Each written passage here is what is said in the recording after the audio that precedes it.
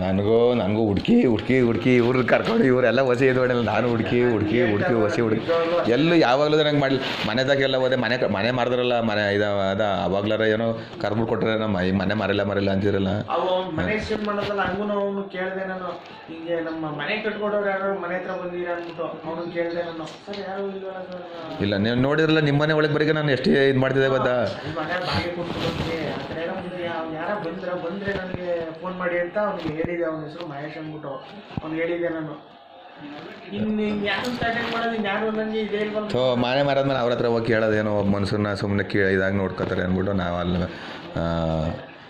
ಹೋಗಿ ಅವ್ರನ್ನ ಯಾರು ಮಾತಾಡ್ಸಿಲ್ಲ. ನಾನು ಅಲ್ಲಿಗೆ ಹೋದೆ, ಒಂದ್ಸಲ ಒಂದಿನ ಹೋದೆ, ಸುಮ್ಮನೆ ನೋಡಿದೆ, ಬಂದೆ, ಮಾತಾಡ್ಸಿಲ್ಲ ಮಾತ್ರ ಯಾರನ್ನೂ. ಇವರು ಎದುರುಗಡೆ ಆಡೋದವ್ರು ಇದ್ರಲ್ಲ, ಅವ್ರನ್ನಾರು ಕೇಳೋದಲ್ವಾ? ಯಾರು ಮಾಡಿಸಿಲ್ಲ ನಾನಲ್ಲಿ ಕೇಳಿಬೇಕಾರೆ ಯಾರನ್ನೂ ಸುಧಾ ಮಾಡಿಸಿಲ್ಲ ನಾನು. ಅವ್ರನ್ನಾರು ಒಂದು ಮಾತು ಕೇಳಿದ್ರೆ ಅವರೇ ಪಾಪ ಹೇಳಿದ್ರು. ಅವ್ರಿಗೆ ಗೊತ್ತು, ನಾನು ಮನೆ ಚೇಂಜ್ ಮಾಡೋದು ಪ್ರತಿಯೊಂದು ಅವ್ರಿಗೆ ಗೊತ್ತು. ನಾನು ಅಷ್ಟೊಂದು ನಮಗೆ ವ್ಯವಹಾರ ಮಾಡ್ಕೊ ಕರೆದ್ಬಿಟ್ಟು ಅವ ಚೀಟಿ 50,000 ರೂಪಾಯಿ ಚೀಟಿ ಎಲ್ಲ ವ್ಯವಹಾರ ಮಾಡಿ 50,000 ಚೀಟಿ ದುಡ್ಡು ಕೊಟ್ಟು ನಮ್ಮ 2 ಲಕ್ಷದ ಪೇಮೆಂಟ್ ಕೊಟ್ಟಿದ್ದೀನಿ. ಅದೆಲ್ಲ ತಿರ್ಗಿ ಯಾವಾರ ಕೊನೆಯಲ್ಲಿ ಯಾವಾರ ತೀರ್ಸಿದ್ರಲ್ಲ, ಅವಾಗ ಕರೆದ್ಬಿಟ್ಟು ಕೊಟ್ರಲ್ಲ ಪೇಮೆಂಟ್ ಅಂತ ಇದ್ರೆ ಗಣೇಶರ ಹಿಂಗೆ ಆಯ್ತದೆ. ಸುಮ್ಮನೆ ನನಗೆ ಬೇರೆಕ್ಕೆಲ್ಲ ಇದು ಮಾಡ್ಕೊಬಿಡ್ತೀನಿ. ಇನ್ನು ಸಣ್ಣ ಪುಟ್ಟ ಏನು ನಮ್ದೇನೋ ಒಂದು 1,00,00,000 ರೂಪಾಯಿ ಯಾವಾರನ ತಲೆಗೆಡ್ಸ್ಕೊಳಕ್ಕೆ ಹೋಗ್ಬಿಡಿ. ಈಗ ಸಿಕ್ಕಿದ್ರಲ್ವಾ, ಇನ್ನು ತಿಂಗಳಷ್ಟು ಮಾಡಿಕೊಡಿ ಸರ್. ಯಾಕಂದರೆ ಮನೆ ಕಡೆ ಶುರು ಮಾಡಿ ಏನೇನು 3 ಲಕ್ಷ 3 ಲಕ್ಷ 20,000 ಕೊಡ್ತೀನಿ, 10,000 ಎಕ್ಸ್ಟ್ರಾ ಕೊಟ್ಟಿದ್ದೀನಲ್ವಾ, ಅದನ್ನೂ ಸೇರಿಸ್ಕೊಡ್ತೀನಿ. ತಲೆಗೆಡ್ಸ್ಕೊಡಿ.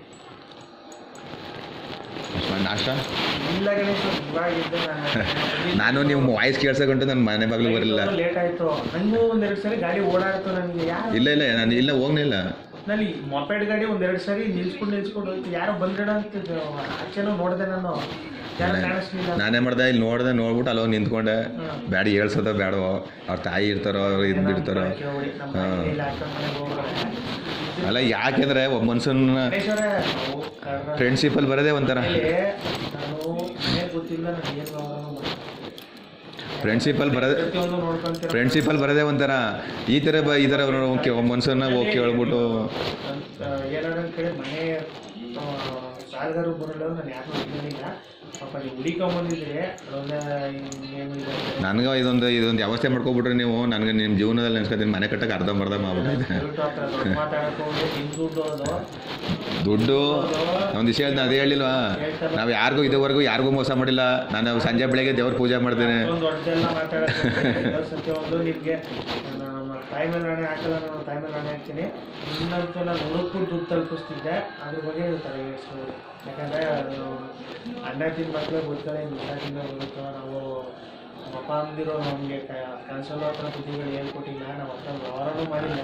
ಹೌದು, ತಲೆಗೆಡಿಸ್ಬೋದು. ಒಟ್ನಲ್ಲಿ ನಾನು ಪೇಮೆಂಟ್ಗಳಂತೂ ಸ್ಟಕ್ ಆಗಿ ಸ್ವಲ್ಪ ಸಮಸ್ಯೆ ಆಗಿರೋದು ಸತ್ಯನೇ. ಬಟ್ ಇನ್ನೊಬ್ರಿಗೆ ಅಲ್ಲ, ಪ್ರತಿಯೊಬ್ಬ ಮನುಷ್ಯನಿಗೂ ಹಾಗೇ ಆಗುತ್ತೆ. ಅದು ಎಂತ 2 ಲಕ್ಷ ಅಂತೂ ನಿಮ್ಗೆ ಅರೇಂಜ್ ಮಾಡಿದ್ದೆ. ಆ ಟೈಮಲ್ಲಿ ಕೊಟ್ಕೊಡೋಣ. ಆ ಟೈಮ್ಗೆ ಫೋನು ಚೇಂಜ್ ಆಯಿತು, ಕಾಂಟ್ಯಾಕ್ಟ್ ಮಿಸ್ ಆಯಿತು, ಫೋನು ಇದಾಯಿತು ಅಷ್ಟೇ. ನಾನು ಬಿಟ್ಟು ಬೇರೆ ಇನ್ನೇನು ಸಮಸ್ಯೆ ಇಲ್ಲ ಗಣೇಶ್ವರ. ಏನೋ ತಪ್ಪು ತಿಳ್ಕೊಳ್ಳಿದ್ರೆ ನಾನು ಇಷ್ಟೊಂತಾರೆ ಇದಂಗೆ ಮಾತಾಡಿದಿರಲ್ಲ. ಬೇರೆಯವ್ರು ನೋಡಿರಿ ಹೆಂಗೆ ನಮ್ಮನ್ನ ಆ ಭಾವನೆಯಲ್ಲಿ ನೋಡಿದಿರಲ್ವಾ. ನಾವು ಎಷ್ಟು 2018 ನಮ್ಮ ಭೇಟಿ ಆಗಿದ್ದು. ನಾನೇನು ತಿಳ್ಕೊಂಡೆ ಅಂದರೆ ಬುಡಿ ಈಗ ಮಂಜಣ್ಣ ಈಗ ಹೆಂಗೋ ಕೆಲಸಗಳು ಈಗ ಒಬ್ಬೊಂದು ವೃತ್ತಿ ಅಂತ ಅದೇ ಆದಮೇಲೆ ಈಗ ನನಗೊಂದು ಕೆಲಸ ಸಿಗ್ದಂಗೆ ಆಗುತ್ತೆ ಅಂತ ನಾನು ತಿಳ್ಕೊಂಡಿದ್ದೆ. ನಿಂತು ಮಾಡಿಸೋರ್ಬೇಕಾಯ್ತು, ಅದು ಒಂದು ಬಿಟ್ಟು ಬೇರೆ ನಿಮ್ಮ ಕಡೆ ಯಾವ ಬೇಜಾರು ನನಗೆ ಆಗಿಲ್ಲ. ಕೆಲಸ ಫೈನಲ್ ಆಗೋವರೆಗೂ ನನಗೆ ಕೆಲಸ ನೀಟಾಗಿ ಮಾಡಿಕೊಟ್ಟಿದ್ದೀನಿ, ಅದ್ರ ಬಗ್ಗೆ ಏನು ತೊಂದರೆ ಇಲ್ಲ. ಅದೊಂದೇ ಬೇಜಾರು, ನಿಂತು ಮಾಡಿಸೋರ್ಬೇಕಿತ್ತು ನನಗೆ. ಅದೊಂದು ನಿಮ್ಮ ಕಡೆ ಮಾಡಿಲ್ವಲ್ಲ ಅಂತ ಒಂದು ಬೇಜಾರು ಐತೆ ಅಷ್ಟೇ.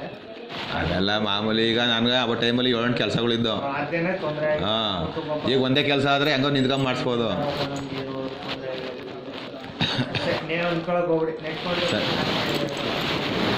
ಫೋನ್ ಮಾಡಿದಾಗ ಫೋನ್ ಎತ್ತಿ ಮಾತಾಡಿ. ಆಯ್ತಾ, ಫೋನ್ ನಂಬರ್ ಸೇವ್ ಮಾಡ್ಕೊಂಡಿದ್ದೀನಿ. ನಂಬರ್ ನಿಜವಾಗ್ಲೂ ಇಲ್ಲ. ನಾನು ಇಷ್ಟು ಹೇಳಿದ್ಮೇಲೂ ನೀವು ನಂಬಲಿಲ್ಲ ಅಂದರೆ ನೀವು ಇಲ್ಲ ಇಲ್ಲ ಆ ಥರ ನಂಬಿಕೆ ಇಲ್ಲ ಅಂದಿದ್ರೆ ಇಷ್ಟೊಂದು ಮಂಜ ಇನ್ಯಾವ ನಂಬರಿಂದ ಮಾಡಬೇಡಿ. ಈ ನಂಬರ್ ಸೇವ್ ಮಾಡ್ಕೊಂಡು ನೀನು ಇದೊಂದೇ ನಂಬರಿಂದ ನನಗೆ ಈ ನಂಬರಿಂದನೇ ಮಾಡಿ. ಸರಿ.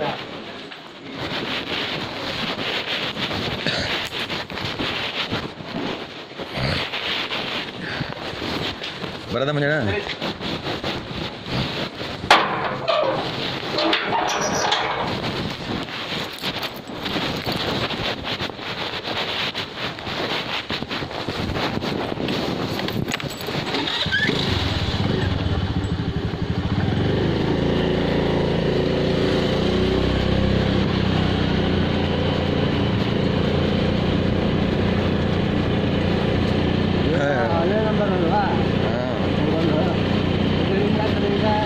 ಅವರು ನನ್ನ ನಂಬರ್ ಬರ್ದ ಮಾಡ್ಕೊಬಿಟ್ಟಿದ್ರು ತಿರ್ಗಾ ಅಲ್ಲಿ ಇದು ಮಾಡೋದು.